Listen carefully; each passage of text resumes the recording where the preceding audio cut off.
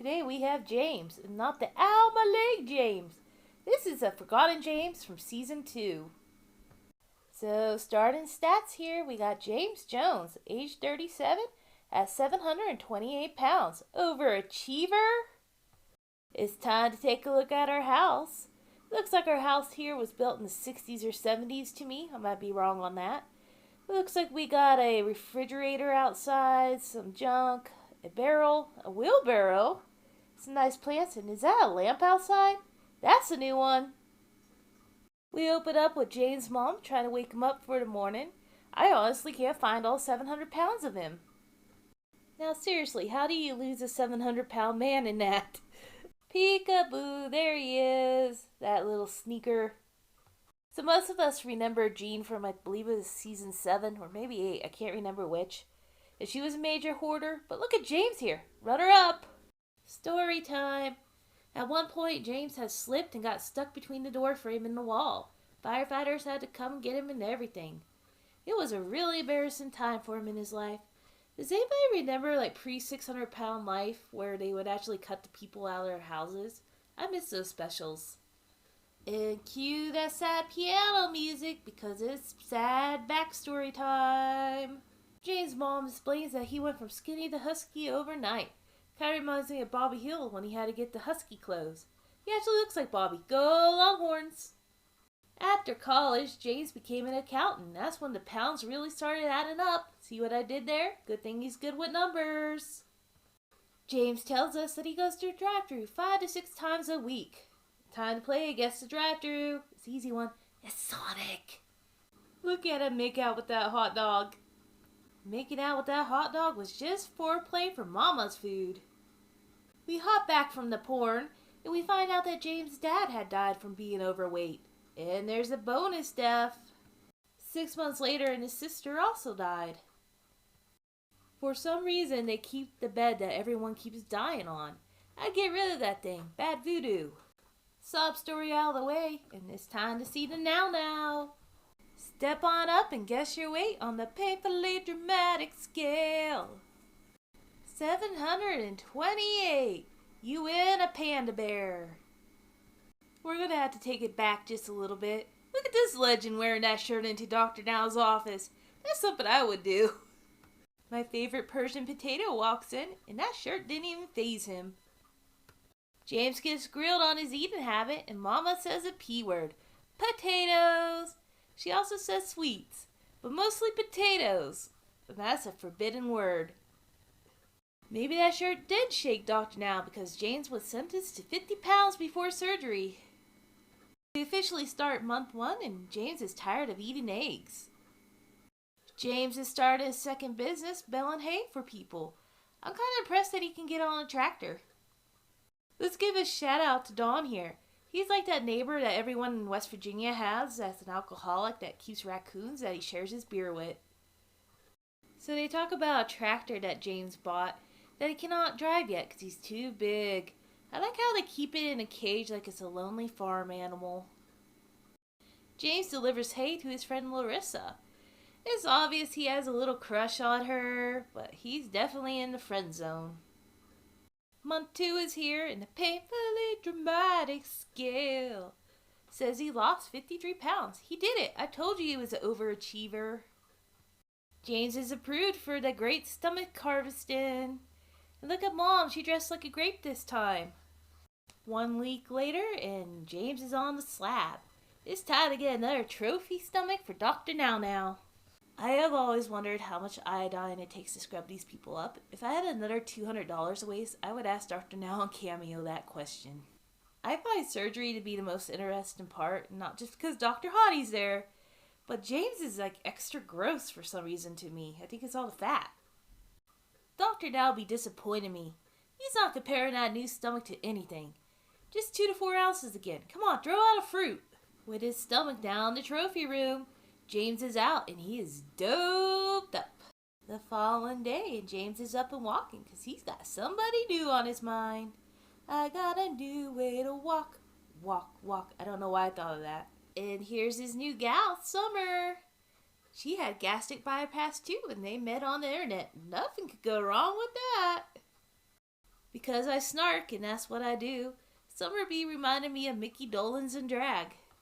Look at James's smile. Then he saw her face. Now he's a believer. We're in month 3, and James is down to 650 pounds. And look, he shaved.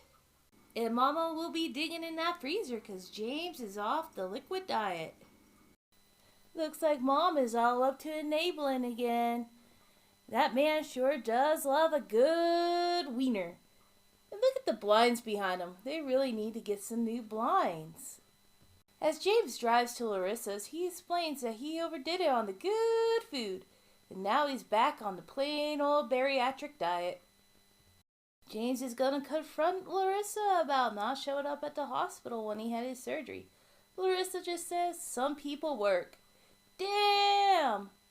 The two sit down as Larissa lights one up. They discuss his current weight loss and Summer. Look at James. He's still smitten with Larissa. James makes Larissa cry as he blames her for not showing up, making him feel bad, and rubbing in that Summer wanted to see her. It's month 5, and James is going to see Dr. No Zarden. That's how he says it. Mama does the famous 600-pound life parking job as she sandwiches James between 2 cars. I always notice that like Dr. Now's famous black Mercedes and all the other luxury cars are all parked on one side of the parking lot, and you wonder why. James steps on that painfully dramatic scale, and he's down to 580. He's all excited. The Now says he's doing so well on the diet, he really commends him. But James is not free yet. Dr. Now wants to see that scabby man fupa. He says that if James loses 50 more pounds, he could get that man fupa cut off. Yes! James is putting on his best cap. He's going on a date with Mrs. Arcadian. Just kidding, it's Summer. Monkey joke. As James drives to his date, he says he's never been on a date before, and Summer makes him feel good. It makes his pee-pee feel funny. Look at Summer. She knows she's doing something to him. Their date ends with an awkward hug. That hug is more awkward than a Duggar side hug. He was trying to get a kiss, but it didn't happen. 1 week later, and somebody's slipping on that diet. They got themselves some steak fingers. James is getting more action from those steak fingers than he did from Summer on their last date. And look at him parking in a no parking zone. Month 8 is here, and we're going to the graveyard for a sentimental moment. It's really driving me crazy how those little stones are laid out there. What the heck? Mama got a good discount on those stones because she's already got hers, and James is ready to go. The two of them mourn the loss of their loved ones as they reflect on what steak fingers will do to you. Next, we join James at the gym as he works to get that man fupa off. It's month 9, and James is going to try to drive his new tractor. There recently was a post on Reddit about what's going on with his pants hair, whether he pooped himself or his body fluids bleached his pants. Ugh. I think he sat on that rusty trailer myself, but who knows? Only James. James made it into the tractor, and it's a moment of triumph. 2 weeks later, and trouble's a brewing. James's belly is a hurting. Always cracks me up when Dr. Now's there waiting. James is getting that scope. Good thing he has practiced deep-throating hot dogs. It turns out that James's man fupa was pulling down on his insides. He's gonna get that fupa off now. Dr. Now's gonna get some extra money from the pork rind factory. He does get to go home before they take his fupa for pork rinds. So he does get to go home and reflect on their time together. Month 10 is here, and James is going to let Summer say goodbye to the man fupa too. They're going on a date. They go out to dinner and into some street fair, where James meets a real celebrity, not Dr. Now, Mr. Pepper. The two lovebirds hit it off, and they go dancing. The date ends, and James finally gets that kiss. Wah-wah. It's a week later, and James is going to get that man fupa taken off. It must be around Christmas because Mama's all dressed up and there's Christmas decor everywhere. The surgery has begun and the Lay's factory will begin their pork rinds. That man Fupa is off and Dr. Now tells Dr. Hottie and the other guy it doesn't matter because he's not Dr. Hottie. Do not drop that Fupa on the floor. I just can see it suction into the floor and being a big catastrophe. I cannot stop laughing at it. I'm sorry. Time to use my catchphrase. Carry me like a Fupa, Dr. Hottie. That man Fupa weighs 72 pounds. That is a lot of money for that pork rind. Dr. Hottie's Christmas bonus must have been awesome that year. James is out and it looks like he's about to die. Almost like I'm about to die from laughing at his surgery. That Fupa situation just cracked me up. Mama and Summer are there, and Summer compares James's surgery to a butterfly coming out of a cocoon. Yeah, okay. We're winding down into month 11, and that butterfly is out raking some leaves because he is feeling good. We're now winding down into month 12. It's time to see that painfully dramatic scale for the last time.